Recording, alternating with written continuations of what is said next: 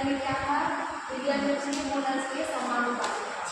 ये कौन करता है, राउट करता है। मान लीजिए दो ड्रॉप तो पहला ड्रॉप था P1, दूसरा ड्रॉप था P2। तो जब हम दोनों को मिक्स करते हैं तो हमको P1 की वैल्यू क्या करते हैं, P1 प्लस P2, ठीक है। और P1 प्लस P2 और इसका मोलर्स कितना है, तो देखो राउट के नियम से धनात्मक विचलन कब होता है, जब P2 की वैल्यू जो है P1 प्लस P2 से क्या होती है, ज़्यादा होती है। तो P2 की वैल्यू जब ज़्यादा होती है तो कौन सा होता है, राउट के नियम से धनात्मक विचलन।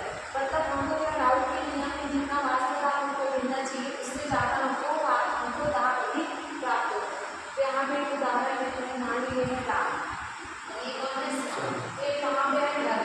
तो घर पे हमने क्या है, बनो है घर पे, ये नियम है भाई इतने से इतने बजे खाना है, इतने से इतने बजे आपको उठना है, स्कूल जाना है, कोचिंग जाना है, हर चीज़ का फिक्स है, ठीक है। फिर उसके बाद जब कॉलेज में एंटर करना है तो ये फ्री हो जाता है, अपने मन से कहीं भी इधर चलते उधर चलते ऐसा होता है।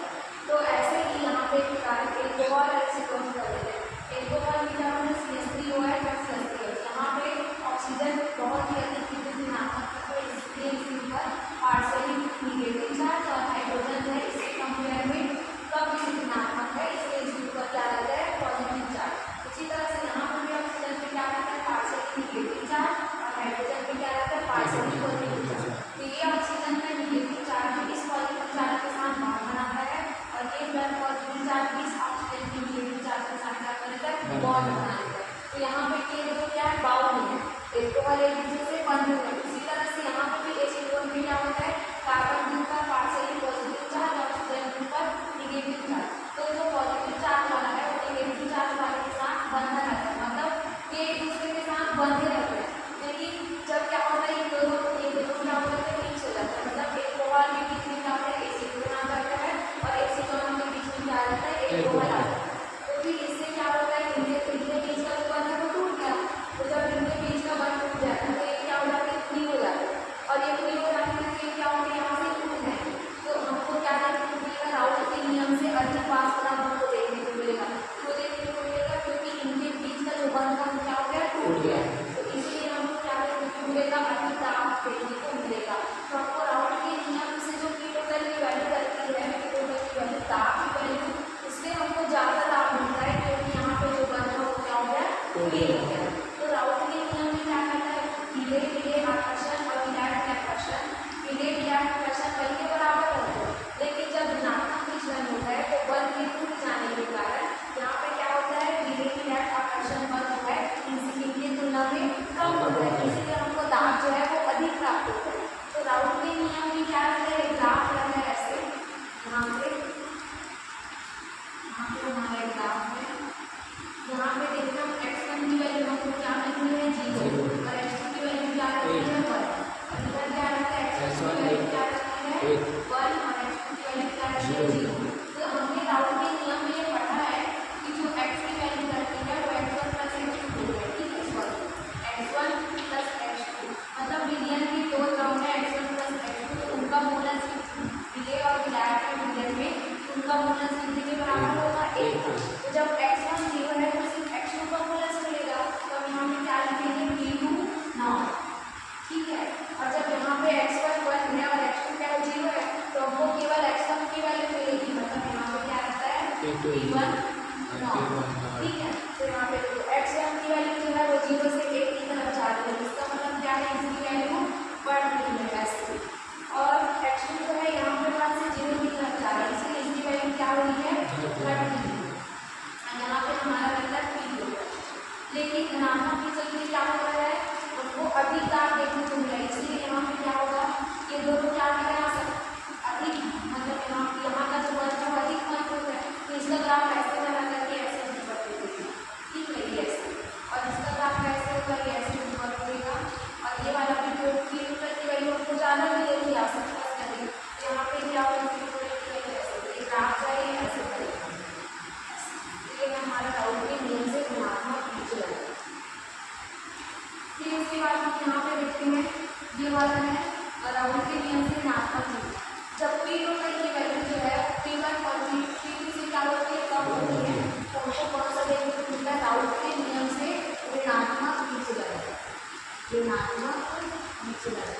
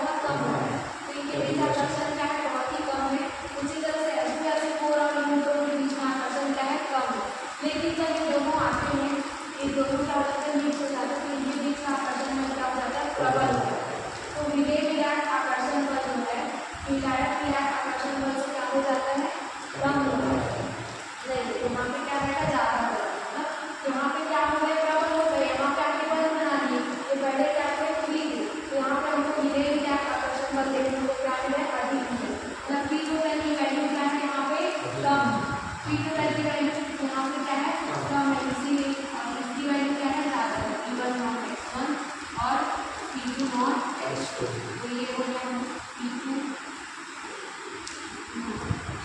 ये दोनों मिला के P टोटल बनाते, तो यहाँ पे P टोटल की वैल्यू क्या है, कम है, क्योंकि यहाँ पे आपने बल्ब बना के यहाँ पे फ्री है, तो यहाँ पे क्या करेगा, ये दर्शाता है राउट के नियम से ऋणात्मक विचलन।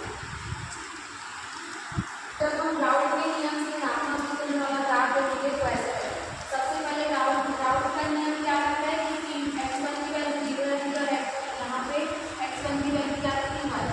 जब हम 0 से 1 की ओर जा रहे हैं तो क्या हो रहा है, ग्राफ यहाँ पे ऊपर जा रहा है, और x2 की वैल्यू 1 से 0 होती है, तो ये ग्राफ क्या हो रहा है, नीचे जा रहा है। लेकिन राउट के नियम से ऋणात्मक विचलन में क्या होगा, यहाँ पे दोनों के बीच का आकर्षण बल बहुत ही कम है, और यहाँ पे हम P टोटल की वैल्यू क्या देखने को मिली है, कम देखने को मिली है। तो ये जो ग्राफ है वो ऐसे बनेगा, ये नीचे बनेगा, ठीक है, ऐसे और ये ऐसे और ये वाला ऐसे। तो जब विलय आकर्षण विलायक आकर्षण ये दोनों क्या हो, विलय आकर्षण बल से क्या हो, छोटे हो, हाँ, तो क्या होगा हमारा विलय आकर्षण बल से छोटा हो, क्या होगा हमारा राउट के नियम से ऋणात्मक होगा, और विलय आकर्षण और विलायक आकर्षण बल ज़्यादा हो, विलय आकर्षण बल की तुलना में, तो हमको राउट के नियम से धनात्मक विचलन देखने को मिलता है। तो चैप्टर विज्ञान में हमारा टॉपिक जो है वो क्या है, सांख्य वास्तवता। इसमें क्या रहता है, हम एक पात्र लेते हैं, इस पात्र में हम ग्रह को आंशिक रूप से का मतलब है थोड़े पात्र में क्या कर देते हैं, जल कर देते हैं या द्रव कर देते हैं। तो यहाँ पे क्या होता है, एक टाइम ऐसा है, ये हमेशा तो जल की अवस्था में नहीं रहेगा, वास्तविक रूप में कभी ना कभी तो चेंज होगा। तो इसमें क्या होता है, द्रव का जो कुछ भाग है वो क्या हो जाता है, वास्तविक होता है, मतलब वास्तव में चेंज होता है, और जो खाली जगह रहता है वो क्या करता है, उनको भर देता है, मतलब इस पात्र के जैसा है उनको क्या कर देता है, भर देता है। तो सबसे पहले देखो प्रारंभ में द्रव क्या रहता है, वाष्प, मतलब शुरू में क्या रहेगा, द्रव वाष्प से रहेगा। तो देखो इस वाष्प द्वारा ना, इस वाष्प के द्वारा इस जल की सतह पर डायरेक्ट दाब क्या होगा, वृद्धि होगा, ठीक है, प्रारंभ में। लेकिन कुछ टाइम ऐसा आएगा जब क्या होगा, वाष्प और जल दोनों के बीच में क्या हो जाएगा, साम्य स्थापित हो जाएगा, इसी को क्या कहा जाता है, साम्य वाष्प दाब कहा जाता है। इसका मतलब ये है कि जब हम क्या सीखेगा, ये कोई पात्र है, इसमें क्या है, जल है, और जल लेने के बाद यहाँ पे क्या हो गया, द्रव का पानी क्या है, वाष्प में क्या हो रहा है, बदल रहा है, और जैसा पानी है भर रहा है, ठीक है। तो तब पे क्या रहता है, द्रव वाष्प से ही रहता है। तो जब द्रव वाष्प में चेंज हो रहा है, तो इस वाष्प के द्वारा जल की सतह पर डायरेक्ट ताप क्या हो रहा है, वृद्धि हो रहा है। लेकिन एक टाइम ऐसा आएगा कि जो जल है वो वाष्प दोनों का जो अवस्था है क्या हो जाता है, समान अवस्था होता है, तो दोनों के बीच में क्या हो जाता है, साम्य स्थापित हो जाता है, साम्य स्थापित होता है, इसी को क्या कहा जाता है, साम्य वाष्पता, मतलब जल की अवस्था और वाष्प अवस्था, द्रव अवस्था और वाष्प अवस्था के बीच में क्या हो जाता है, साम्य स्थापित हो जाता है, इसी को क्या कहा जाता है, साम्य वाष्प दाब कहा जाता है। तो साम्य वाष्प दाब में हमने क्या देखा था कि इस पात्र में हमने क्या किया था, जल लिया था, और जल को क्या था, वाष्प अवस्था में चेंज हो रहा था। लेकिन एक टाइम ऐसा आया कि इन दोनों के बीच में जो है वो साम्य स्थापित हो गया, इसी को क्या कहा जाता है, वाष्प अवस्था और द्रव अवस्था दोनों के बीच में साम्य स्थापित हो गया, तो इसको क्या कहा जाता है, साम्य वाष्प दाब कहा जाता है। तो देखो द्रव जो है वाष्प में कब चेंज हो गया, तो द्रव वाष्प में कब चेंज हो गया, जब जो है द्रव का जो वाष्प दाब है वो वायुमंडलीय दाब के बराबर हो गया। तो द्रव का जो वाष्प अवस्था में चेंज कब हो रहा है, जब उसका दाब जो है वायुमंडलीय दाब के बराबर होता है। जैसे कि हम जल का लेते हैं, तो जल जो है वाष्प में कब चेंज होगा, जब जल का जो दाब है वो क्या है, वायुमंडलीय दाब के बराबर होगा। किस टेम्परेचर पे होता है, वो 100 डिग्री सेंटीग्रेड। तो जल जो है वो 100 डिग्री सेंटीग्रेड पे वायुमंडलीय दाब के बराबर हो जाता है, इसीलिए जल का तापमान कितना होता है, 100 डिग्री सेंटीग्रेड होता है। तो क्वथनांक जो है वह ताप है जिस पर किसी विलयन का वाष्प दाब क्या हो जाता है, 100 डिग्री सेंटीग्रेड हो जाता है, या फिर क्वथनांक वह ताप है जिस पर विलयन का जो वाष्प दाब है वो वायुमंडलीय दाब के बराबर हो जाता है। जैसे कि जल का क्वथनांक जो है वो 100 डिग्री सेल्सियस पे क्या हो जाता है, वायुमंडलीय दाब के बराबर होता है, इसलिए जल का क्वथनांक है 100 डिग्री सेंटीग्रेड। तो यहाँ पे हम देखते हैं, मान लीजिए एक पात्र है, इसमें क्या सब्जी है, और इसमें क्या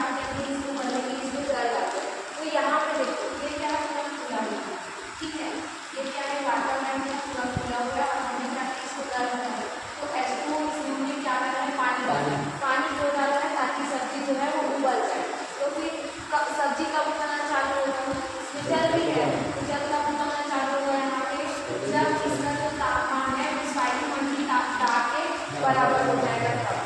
लेकिन 100 डिग्री सेंटीग्रेड पे यदि कूलर छोड़ेगा इस वातावरण में, पूरा वातावरण मिला है या वायुमंडल है, तो जल का ताप 100 डिग्री सेंटीग्रेड के बराबर होगा, तो फिर पूरा जल क्या हो जाएगा, उड़ जाएगा, तो फिर हमारी सब्जी उगेगी क्या, नहीं उगेगी। क्यों?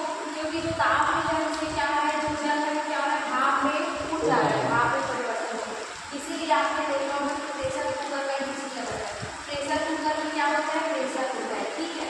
तो मान लो आपका प्रेशर कुकर है, तो प्रेशर कुकर में जो है इसीलिए खाना जल्दी बनता है। क्यों बनता है, क्योंकि प्रेशर कुकर का जो दाब होता है वो जो होता है, प्रेशर का मतलब होता है उसका दाब। तो प्रेशर कुकर में क्या रहता है, दाब बहुत ही ज़्यादा रहता है, मतलब वायुमंडलीय दाब यहाँ पे है तो उसका दाब कितना रहेगा, उससे ज़्यादा रहेगा, ठीक है। और यहाँ पे क्या है, मान लो हमारा जल, तो मान लो कि प्रेशर कुकर में खाना पकाने के लिए जो है इसमें जल डाला है, तो यहाँ पे देखो वायुमंडलीय दाब यहाँ पे है और जल का अब इसका वातावरण क्या है, कुकर का ढक्कन, प्रेशर कुकर पहले क्या था, पूरा ये वायुमंडल था, अब इसका वातावरण क्या है, ये कुकर का ढक्कन। तो फिर इसमें क्या होगा, ये प्रेशर कुकर है तो इसमें प्रेशर जाता है, इसलिए इसका वायुमंडलीय दाब से अब इस दाब पे क्या होगा, उठेगा। तो जल जब मैंने 100 डिग्री सेंटीग्रेड में बता रहा हूँ कितने उठेगा, 110 से या 105। तो जल जो है 110 से 105 पे चलेगा, तो 100 डिग्री पे आएगा तो क्या हो जाएगा, इसमें हमारा जो सब्जी है यहाँ पे क्या हो जाएगा, खाना बन जाएगा, ठीक है। मतलब यहाँ पे क्या है, वायुमंडलीय दाब से अधिक दाब है, तो इसीलिए जो ऊर्जा है जब तक ये वायुमंडलीय दाब के बराबर नहीं होगा, जल का वाष्प दाब जो है, तब तक क्या होगा, जो ऊर्जा है किसको मिलेगी, इसमें जाएगी, खाने को मिलेगी, है ना। क्योंकि दाब है कुछ हो गया, जल कितना चलेगा 100 डिग्री, लेकिन 100 से क्या हो गया, अधिक हो गया, क्योंकि प्रेशर कुकर में प्रेशर अधिक रहता है, इसलिए वायुमंडलीय दाब से ज़्यादा हो गया। तो इससे क्या होगा, क्योंकि टेम्परेचर यहाँ पे जो है वो दाब 110 हो गया, तो इसीलिए जो ऊर्जा मिलेगी उससे क्या होगा, हमारा खाना पकेगा, फिर जल उसके बाद वाष्प में परिवर्तन होगा, इसीलिए प्रेशर कुकर में जो है वो खाना जल्दी बनता है। और एक उदाहरण हम लेते हैं,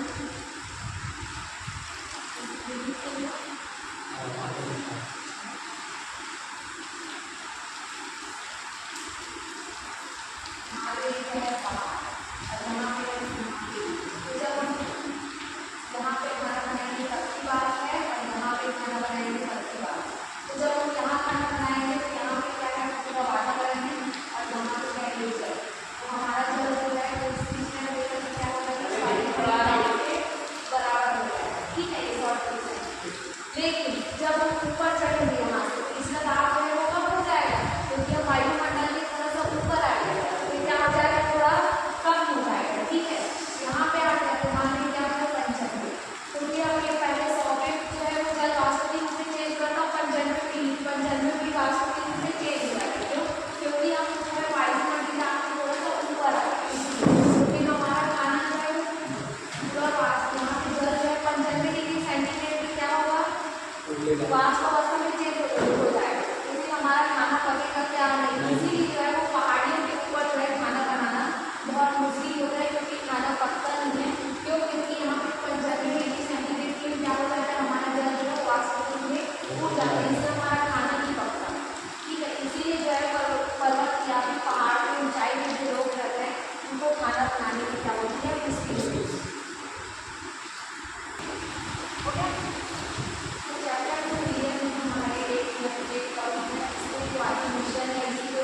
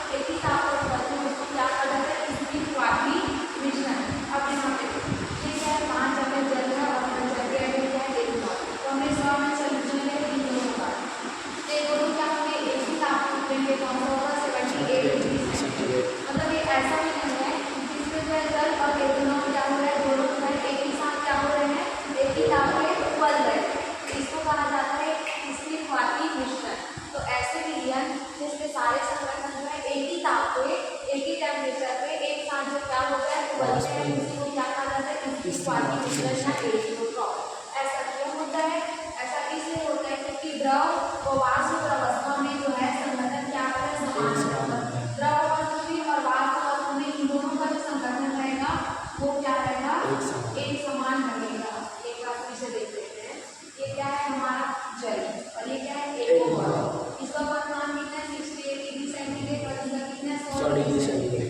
तो जब हम इसको उबालेंगे तो क्या होगा, जिसका तापमान कम है वो पहले बाहर हो जाएगा और इसका तापमान ज्यादा है के बाद। तो फिर हम इन दोनों को एक अलग अलग कर सकते हैं क्योंकि इन दोनों का तापमान अलग अलग है। इस विधि को क्या कहा जाता है, प्रभाजी ह्रास। लेकिन जब हम एथेनॉल और जल को, एल्कोहल और जल को इस तरह से ले 100 ml के रेंज में 5 ml के रेंज में क्या है जल में और कंसंट्रेट में एथेनॉल, तो ये दोनों किस टेम्परेचर पे बढ़ेंगे, कौन सा 78 डिग्री सेंटीग्रेड। मतलब जल और एथेनॉल दोनों एक ही टेम्परेचर पे क्या हो रहे हैं, उबल रहे हैं 78 डिग्री सेंटीग्रेड। तो यदि ऐसा कुछ सॉल्यूशन हो जिसमें क्या हो, इनका जो संघटन है वो समान हो, ये दोनों एक साथ एक ही ताप में उबल हो, तो क्या कहलाता है, क्या कहलाता है, स्थिर क्वाटी मिश्रण या एजियोट्रॉप। तो ऐसा इसलिए होता है क्योंकि द्रव और वाष्प अवस्था में दोनों का संघटन क्या रहता है, एक समान रहता है। इसीलिए क्या होता है, स्थिर ताप पे उबलते हैं। और इनको क्या आसानी से हम अलग कर सकते हैं क्या, नहीं कर सकते। तो नहीं कर सकते क्योंकि दोनों एक ही ताप पे उबल रहे हैं। ये दो प्रकार के होते हैं, पहला होता है निम्न क्वथन एजियोट्रॉप, निम्न क्वथन एजियोट्रॉप